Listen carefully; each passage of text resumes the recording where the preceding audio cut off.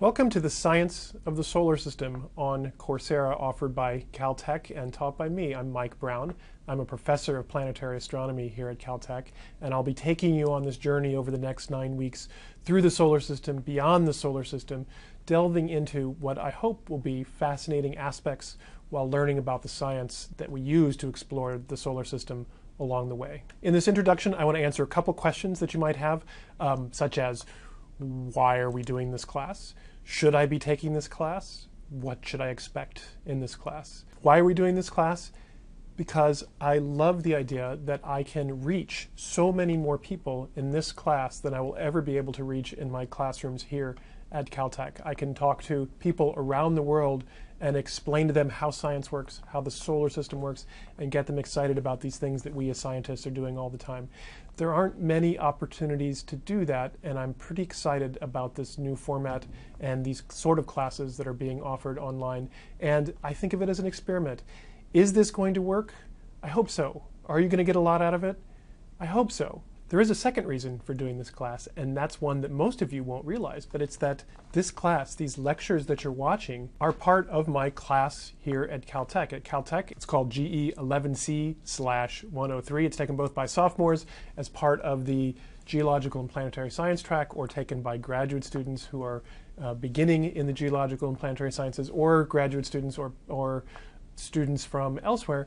And here at Caltech, they will be watching the same lectures that the rest of you will be watching online. I'm actually very excited about this part of the online class system, that these students will be able to watch the lectures before coming into class, and then we'll be able to have much more in-depth discussion in the classrooms. So I find that this class format fulfills two strong goals that I have: to be able to bring more of the science to people around the world, and to be able to better teach a class here at Caltech. The second question was, should I take this class? And I can answer that for all the different groups of people. If you're the Caltech students who are required to take this class, the answer is yes, you should take this class. If you're somebody who's taking this class purely for fun and for entertainment, and you're wondering, is it going to be over my head? Is it going to be too hard? Is it going to be too easy? Is it going to be interesting? Let me give you a little bit of a flavor of what it'll be like, and you can make that decision. The class will not be for everybody.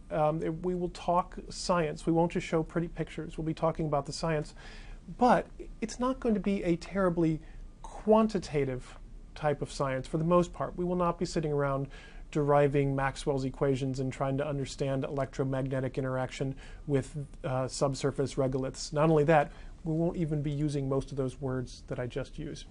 But we will be using scientific concepts and scientific explanations and scientific shorthand. If you've been away from science for a while, or if you have never really had that strong of a background in science, there will be times, I suspect, where you will be lost or uncomfortable or both.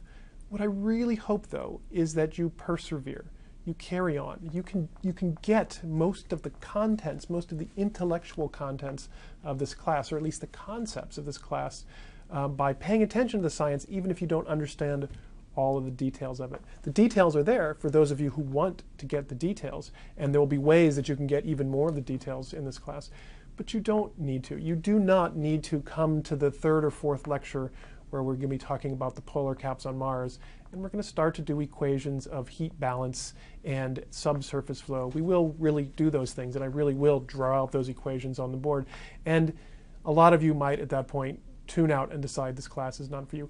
I hope you don't. I hope if you get to a point in one of these lectures where you think it's just too much, you can always click ahead, see if we get back to talking about more things that you can understand. You can go to the next lecture. You can skip a few.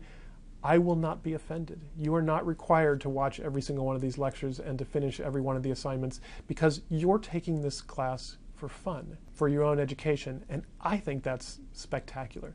So I want you to get as much out of it as you can, and as much out of it as you have time for, and as much out as you want to.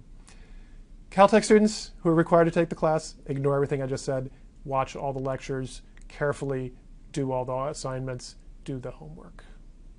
So the third question is, what is this class going to be like? Well, you've already seen how it's going to start. They're going to be video lectures like this. There are something like 2 hours worth of video lectures per week, and embedded inside those video lectures are going to be places where we stop and ask questions, sort of like this. And at the end of each of those videos, you will have the chance to discuss the material there with fellow students, with the TAs, with me on the discussion boards on the Coursera page. Class is arranged into 4 major units covering 4 major topics. The first one we're going to be starting right in on is trying to understand water on Mars and the history of water on Mars. This one is such a rich topic, and there's so many interesting directions we can go on this topic that this one actually takes 3 weeks. The other units are only 2 weeks long, but because we're introducing all sorts of new things in these first 3 weeks, we're going to spend those first 3 weeks purely focusing in on Mars. At the end of that unit, at the end of these 3 weeks, there will be a test, a unit test. The good news and the bad news about this unit test is actually, it's the same news. The news is that I'm still not comfortable with the ways that we could do grading of problem sets and handwritten tests or even typed in tests on platforms such as these. I just don't think that we can do it in a fair way and give everybody the correct feedback, get the right answers. There are experiments where people are trying to do that. I don't think that problem has yet been solved. So the good news, bad news is that these unit tests are going to be short answer, going to be multiple choice. They are not going to be things where you sit around and derive equations. They're going to be more conceptual than quantitative. There will be things to calculate, undoubtedly, but for the most part, the real question will be, did you understand the material? Did you understand the point of the material? Do you understand the science of what we're trying to do? I anticipate that these unit tests will be accessible and passable by people who pay attention to the video lectures, who ask questions in the discussion boards, but maybe who did not have the scientific background that some of the other people had. I still think that that'll be okay. Now, the part that I wish I could invite all of you to participate in, but I still don't have a mechanism for doing that, is the in-class assignments that we're going to have here on the Caltech version of the class.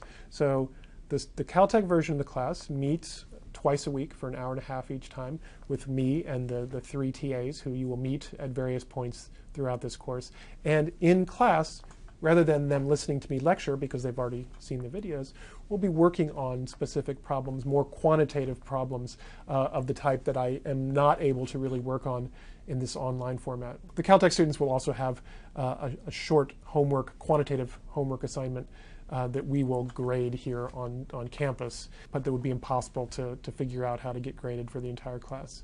Although, as I said, I cannot figure out a way to invite you to participate in those, you can at least watch over our shoulders.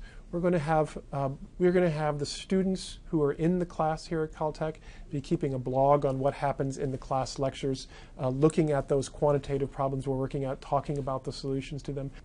I will post the homeworks that the Caltech students are working on online for everyone to see, and I'll post the solutions once the Caltech students have turned in their solutions too. And so you have the opportunity to take this almost as if you were a Caltech student by taking place in the Coursera version of the class and then following along over our shoulders on the problem sets and on the in-classroom assignments. And I encourage, as many of you are interested, to please do that. I think it's an opportunity that I'd love to present to you, and I just wish we could do it in a more formal classroom setting that currently we can't quite do. If you don't want to do that, that's fine. You will get a lot out of this class if you're interested in the solar system and just interested a little bit in how the science of it works, even if you don't do these more quantitative problems, even if you don't follow along over the shoulders of the Caltech students. And I just want to encourage you to stick with it if you're interested. I am thrilled that each one of you is here and taking your time to learn something about the solar system. And I and the TAs here in this class are committed to making this an experience that works out well for students online, for students at Caltech, for students everywhere. One thing that I can promise you is that everything will not go smoothly. None of us here have ever done a class like this before. And at the moment that I'm recording this, we have no idea what it's really going to be like. We're going to try to make it go as smoothly as possible. There will be glitches, there might be problems. We will try as hard as we can to solve them as fast as we can. And as long as everybody here has patience and a little bit of forbearance for us who are currently amateurs at doing this, I think we'll all get through the end together and learn an awful lot. Again, I want to thank you for participating. If you've listened to what I've said and you think this might be interesting, I encourage you to keep going and go click on that next lecture and start to hear about the crazy, crazy ideas that people used to have about what was on the surface of Mars.